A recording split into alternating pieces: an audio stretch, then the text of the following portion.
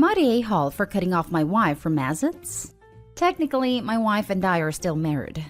We have been separated for almost a year, but neither of us has filed for divorce yet.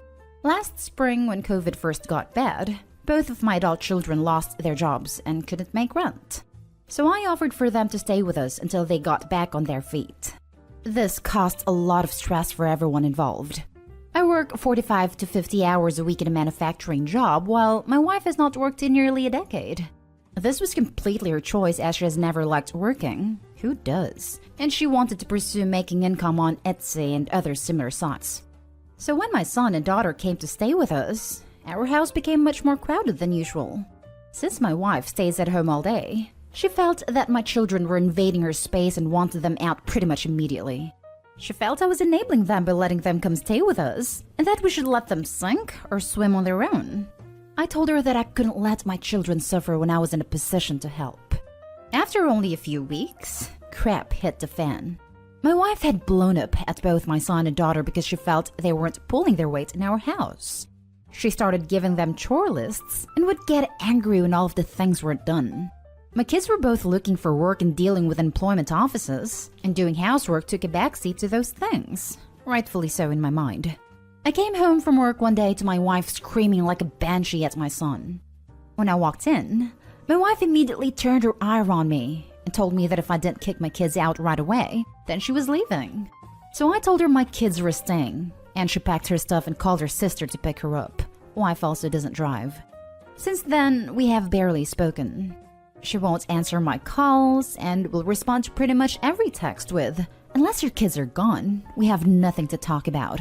Mind you, my daughter moved out during the winter after finding a new job, and my son has been working part-time for 6 months while looking for full-time work and saving money to move out. My wife didn't even tell me when her dad passed away earlier this year. I had to find out on Facebook. When I tried to call her, she wouldn't answer and ignored all my texts too. Since it has become painfully obvious to me that this relationship is over, I decided to finally file for divorce. However, as soon as my wife was served the papers, she flipped out on me. She is pissed that I cut off her access to our shared checking account, and pissed that she will no longer have access to health insurance through my employer. She has called me Nahal more times than I can count, and her siblings have joined the choir on that refrain now too.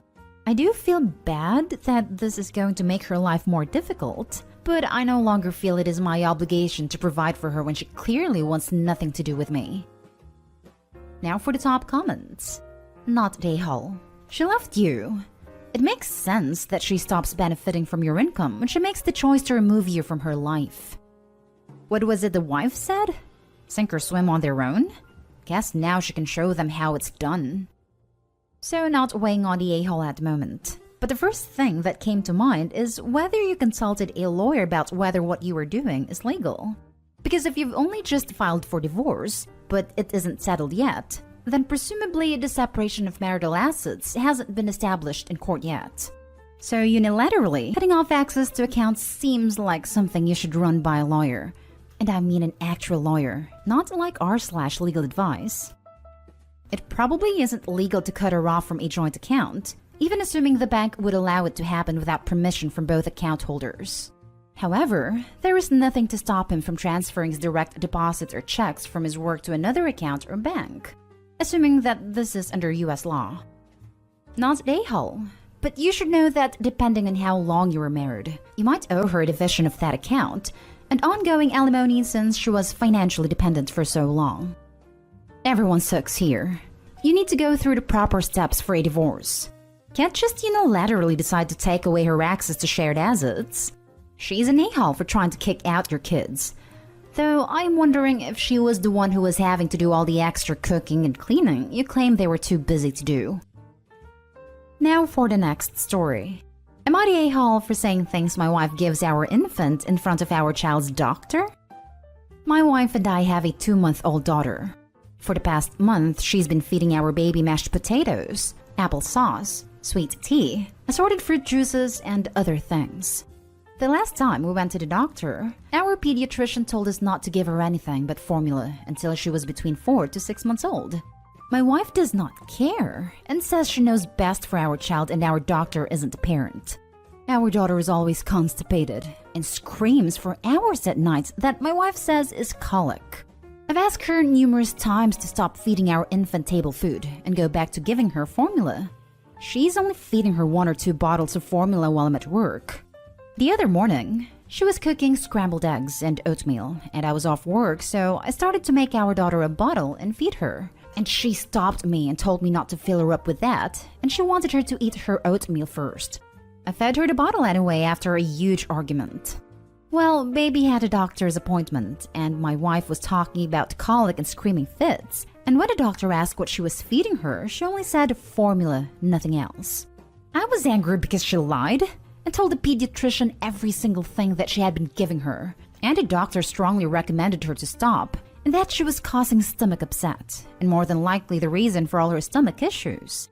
Instead of being apologetic for this, my wife is mad at me and told me I ratted her out to the doctor, and that she doesn't have to listen to her, and that is only a recommendation, and that I made her look like a bad parent.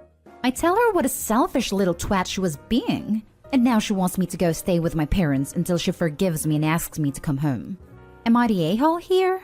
Maybe I shouldn't have flown mad at her and said some things I did. Maybe I should apologize to my wife. Not the a-hole.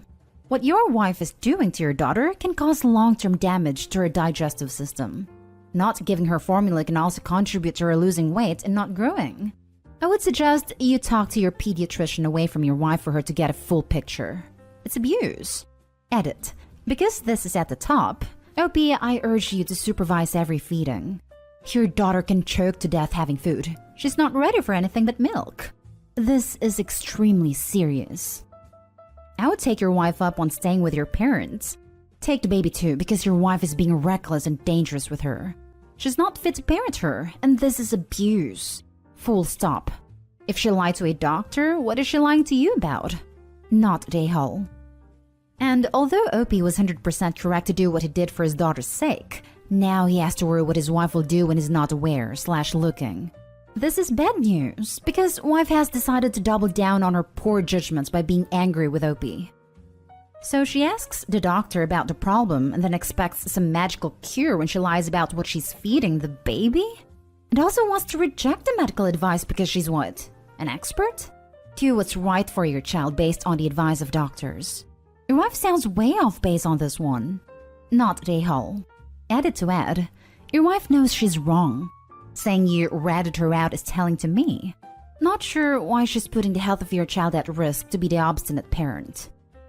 She lies about what she's feeding the baby. I can kind of see her messed up logic. She's sure that the doctor is wrong about feeding baby only formula. If she tells the truth, the doctor will tell her to stop feeding the baby adult food. If she lies, the doctor will have to find the real reason the baby is hurting. She's betting her child's life on her being right and the doctor being wrong. Not the a-hole, but something is going on with your wife. Your doctor is absolutely right your daughter can't digest the food she has been given. Not only can it cause damage, but your daughter is literally screaming in pain from trying to digest it. I'm not a psychologist, but I have had a baby before. The first months postpartum are very hard, and sometimes postpartum depression comes out in many ways. Paranoia, thinking everyone is out to get you and your baby. Rage at feeling that anyone else knows more than you, and other strange thoughts. The fact that your wife is lying to the doctor, knowing your daughter's pain and constipation is coming from being fed table food and juice, is alarming. I would try and talk to her about why she thinks the food is better for the baby. Does she have something against formula? But I also think she needs someone to talk to and sort out her feelings to see if postpartum depression is something she's struggling with and how to help right away. Next story is titled, Am I the a-hole for telling my boyfriend it's his fault he got into an accident? My boyfriend is a very aggressive driver. Whenever we're on the road, he's always bragging about how he's able to outmaneuver the traffic ahead. And just how does he achieve this? By driving very radically and cutting in front of other drivers, or swerving across 4 lanes at once without signaling, or taking random, unnecessary, bumpy shortcut roads that save 2 minutes at most. There's been so many close calls, especially at night, that I prefer to just shut my eyes and grip the door handle for most of the journey because his driving makes me so anxious. It's worth noting that he doesn't necessarily speed, so the close calls would have been minor scrapes due to him cutting in people's lanes if they had happened. So he's not putting our lives in danger, just a car at risk of some very avoidable fender benders. I've complained about it so many times, and he says that the way he drives is necessary because there's always crazy traffic, so it's either drive like that or crawl. So tonight, he was driving and there was some traffic as usual, but our turn was coming up on the right, so I expected him to just wait in the lane we were in. Instead, he swerved across a few lanes just to inch a little further and a little quicker and then swerved back into the lane we were supposed to be in to make the turn, all in the space of a few minutes. While doing this, another car bumped into him and chipped the paint on his car, but there was no dent. He was livid and blaming the driver, but the driver wasn't having it since he was clearly at fault. He expected me to back him up, but I didn't say a word the whole time because I was very irritated myself. I had told him to just be patient, but as usual, he didn't listen. I waited in the car while he settled with the other driver, and when he got back, he was upset with me for not having his back. I told him that the other driver wasn't at fault, and he should have just waited. He said that the only reason we were out tonight was because I wanted to pick something up. So I was being extremely ungrateful since he was doing me a favor, and this wouldn't have happened if we weren't on the road tonight because of me. To which I said, it wouldn't have happened if you weren't driving like a freaking lunatic. We rode back home in silence, and he hasn't spoken to me since. Am I the a-hole? Now for the top comments. He isn't putting lives in danger. He absolutely freaking is. He's putting the lives of every single person on the road, including pedestrians on the sidewalk, in danger. Edit. I didn't give judgment on this. Everyone sucks here for not chewing him out on the first time you saw him drive like this. Grow a backbone. Car are fast-moving, thin pieces of metal. You can get folded and killed on a residential road. People don't respect that. Info. You were still dating this guy, why exactly? Look at her post history. They've only been together 6 months, and already she seems to be constantly annoyed with him and is putting her in danger every time he drives. Just why? People need to stop dating people they don't like. Yeesh. Not the a-hole for not backing him. You're the a-hole for attempting to justify and minimize his dangerous and deadly actions. He will kill or severely injure another person or himself, destroying them and their families' lives. He doesn't need to exceed a speed limit to kill someone else, himself, or you. Someone will die eventually. It's just luck no one has yet. Fair enough. I guess I never considered the possibility of serious injury because I always thought you had to be speeding to crash. But I now understand the danger it poses to myself and other people. We'll definitely have a serious conversation with him. Now for the last story. Am I the a-hole for telling my girlfriend she isn't allowed to use my eggs because she wastes them? Hello. I will make this short. Me and my girlfriend, both 25, have been fighting over eggs recently. There is an egg crisis in my country. A lot of hens have died from a bird flu. This has made eggs a rarity in our local supermarket, and they are both hard to get by and more expensive. You're lucky if you are able to buy a packet of eggs before they run out. We eat a lot of egg in our household and share our finances, but I do all the grocery shopping now during the pandemic. My girlfriend only eats the egg yolk, puts it on her noodles, and throws away the egg whites. I like the whites and use them both in baking and in normal cooking. I keep telling her that I think it's unfair she throws away the whites, and I've asked her to at least save the whites in the fridge so that I can use it later. I get upset that she's wasting edible parts of a food that's hard to come by, and even if the egg crisis wasn't in action, I think she's being upsetting in the way she just throws away edible food like that. I told her that I will start to buy eggs from my own savings, and she won't be allowed to take from my egg box unless she saves the whites. She freaked out at me since she wants to use the egg yolks for her noodles. She says I'm being an a-hole and petty about this since it's just eggs. I don't know if she's right or not, because yes, it's just eggs. But since it's just eggs, she could just as well not throw them away like that when it causes such a disturbance to our relationship. This is very upsetting to me. And I want to know if I'm overreacting and am being an a-hole for making her save the whites or not have any yolks. Not an a-hole. It's super weird that she refuses to just save the egg whites for you. Would it be a difficult thing at all? The answer definitely isn't both of you buying separate packs of eggs.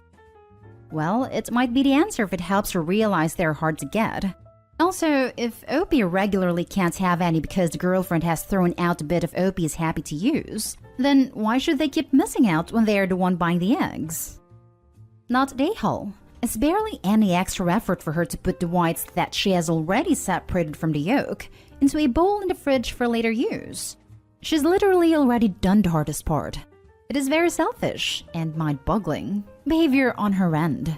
The fact that there's a shortage of eggs just makes it worse. Not Dayhall. What is her reason for not putting the whites back in the fridge for you to use? You said you'd be okay with that. It would be just as easy for her to save them as it is to throw them away. She's being ridiculous about it. She says it's just egg and that I'm being childish. I think she doesn't want to put the whites in the fridge because it's easier to throw them in the sink.